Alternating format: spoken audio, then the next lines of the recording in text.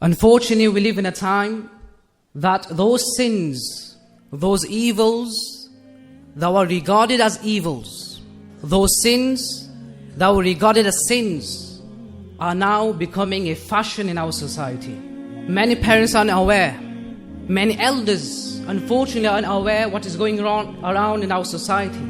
What is happening in their own house, in their next room. Drugs is on top of the list within the Muslim youngsters. Alcohol is emerging in our society, in our homes. Music has become common in our houses and weddings. Missing prayers has become a norm of our lives. But the question I would like to pose myself to all those who are present here today: where is the solution? How can our youth, brothers and especially our sisters, how can they stay away from such evils and turn their hearts towards Madinatul Munawwara? It is only one ayah of the Quran which I would like to talk about. Allah subhanahu wa ta'ala says, وَاتَّقُوا يَوْمًا تُرْجَعُونَ فِيهِ إِلَى اللَّهِ. O people, fear the day. Have the fear of that day. يَوْمًا تُرْجَعُونَ فِيهِ إِلَى اللَّهِ. The day when you will be going back to Allah subhanahu wa ta'ala. O brothers of Islam, I ask myself and those who are listening to me at this very moment of time, when was the last time we sat down and we thought about the day of judgment? The day, there is no doubt, la rayba fi, la shakka fi. There is no doubt we will be passing away from this dunya, and Allah subhanahu wa ta'ala will resurrect every one of us. Hasan, qum ya fulan ibn fulan. O son, the son of such and such a person, stand in front of Allah subhanahu wa ta'ala, and you will be given your book of deeds, and you will be asked to read your book of deeds in front of people. Today we've forgotten this, and this is the reason why we see that our youngsters, our brothers, they're going towards haram. It is because the only reason I can see in my eyes is because they have forgotten the day of judgment. If you were to revive our hearts, our iman, that one day we shall be resurrected in front of Allah subhanahu wa ta'ala, then indeed we see you don't need speeches to remind you. We don't need ulama to remind you. Your heart will remind you that, oh believer, remember that day when you will be standing in front of Allah subhanahu wa ta'ala. If you look how the great aslaf, the companions, the awliya kiram, first and foremost, let me give first example. The great Amirul Mu'mineen, Sayyidina Umar ibn Khattab radiyallahu ta'ala anhu. It has been stated about him that when he read this verse, وَاتَّقُوا يَوْمًا تُرْجَعُونَ فِيهِ إِلَى اللَّهِ, the fear of that day when you will be turning back to Allah subhanahu wa ta'ala. The listeners, they heard that he choked and fainted on the spot. But we don't have fear of this. We don't fear the day of judgment. The ulama kiram, they are coming every year to remind us, but of no use. We learn, we get inspired, we go back to our normal routine. Hazrat Hasan Basri radiallahu ta'ala anhu, he was delivering a speech about the day of judgment. The all believers, remember that day when you will be handed your book of deeds and you will be presented in front of people. Hazrat Hasan Basri radiallahu ta'ala anhu, when he finished his sermon, the people came to Hasan Basri radiallahu ta'ala anhu and said, "Oh great Imam, what has happened to us? What is wrong to us? What has happened to our hearts? It seems as if our hearts are asleep." Hazrat Hasan Basri radiallahu anhu asked, "Why? What happened?" He said, "Oh great Imam, why is it that you mention the verses of the Quran, you mention a hadith of the Prophet sallallahu ta'ala alayhi wa sallam, our hearts are not moved by the verse of the Quran and the traditions of the Prophet sallallahu ta'ala alayhi wa sallam?" Listen to what Imam Hasan Basri said. He said, "Oh people, I feel worse than that. I don't think your hearts are asleep, but I think your hearts are dead. You're not asleep, because a person is asleep, when he's woken, he wake up. But that person, when he's told to wake up, he will never wake up. And when the verse of the Quran are read to you, when the hadith of Prophet sallallahu ta'ala alayhi wa sallam are read to you, if you don't wake up, then don't regard yourself asleep, but regard yourself as dead people." Hazrat Imam Qadri radiallahu ta'ala anhu, a great wali of Allah subhanahu wa ta'ala, 3rd century Hijr, he was once in his masjid, as-salatu tahajjud, when he read the verse, "Kullu nafsin dha'iqatul maut," that every soul has to taste death, every single one of us. In next 50 years, you're going to see a new crowd. Another 50 years, a new generation will come. Where will we be? We'll be the depths of this ground. As Imam Khalid radiallahu ta'ala anhu, when he came to this verse, he began to recite it over and over again. كل نفس ذائقة الموت كل نفس ذائقة الموت كل نفس ذائقة الموت. And then a sound was heard from the corner of the masjid. An unseen voice was heard and said, "Oh Imam, stop your recitation, because your recitation has made 4 jinns to die on the spot."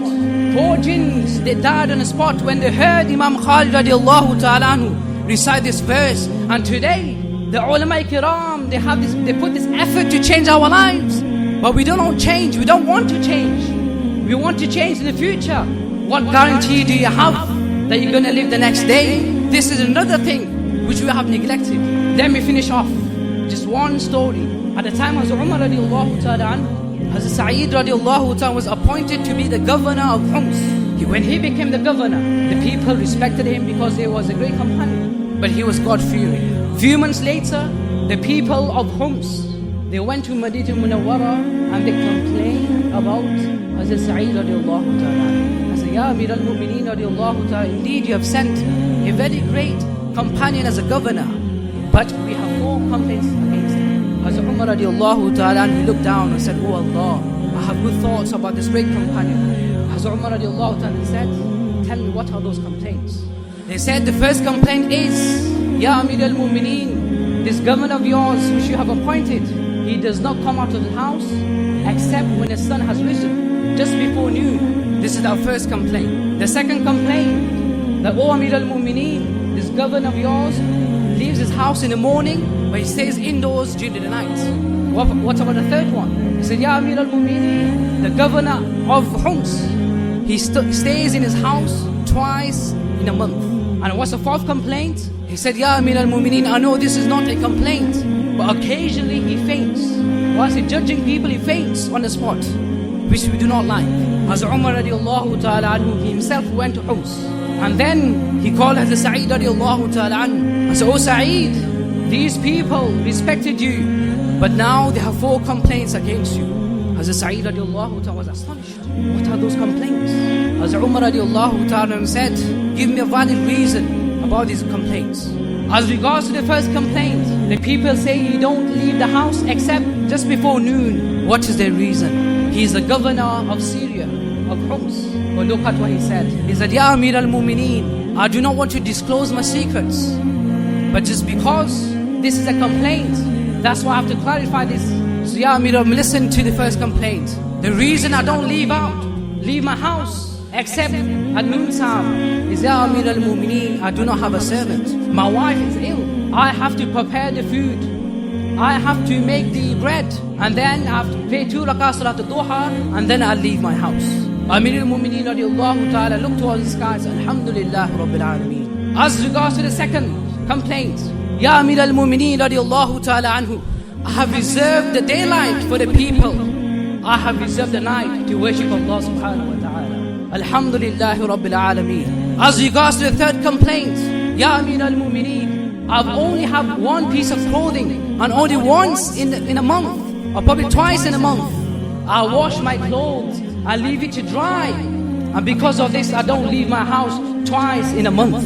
As regards to the 4th complaint, Ya Amir al-Mu'mineen, something for us to ponder upon. These are the great companions. They were forgiven, and yet they cried to stand in front of Allah subhanahu wa ta'ala. Hazrat Sa'id radiallahu ta'ala says, Ya Amir al-Mu'mineen radiallahu ta'ala anhu, when I was a disbeliever, when I used to worship idols, there's one great companion, Khubayb Ansari radiallahu ta'ala anhu, who was captured by the companions. He was captured and brought back to Makkatul Mukarramah. Ya Amir al-Mu'mineen, I saw with my own eyes that the disbelievers, they took hold of his Khubayb radiallahu ta'ala anhu, and they began to chop every limb of this great companion of Prophet sallallahu ta'ala alayhi wa sallam.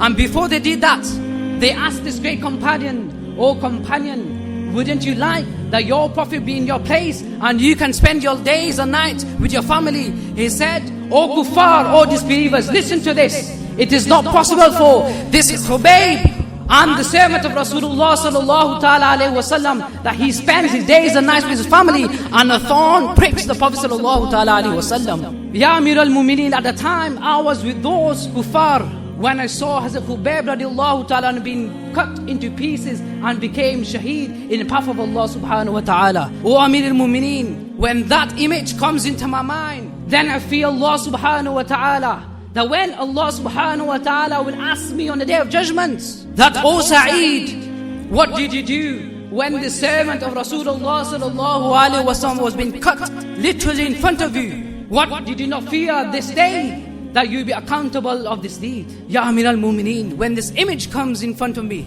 I have no choice except to faint. And this is the reason, Ya Amir al-Mumineen, of all these complaints of ththese people they have.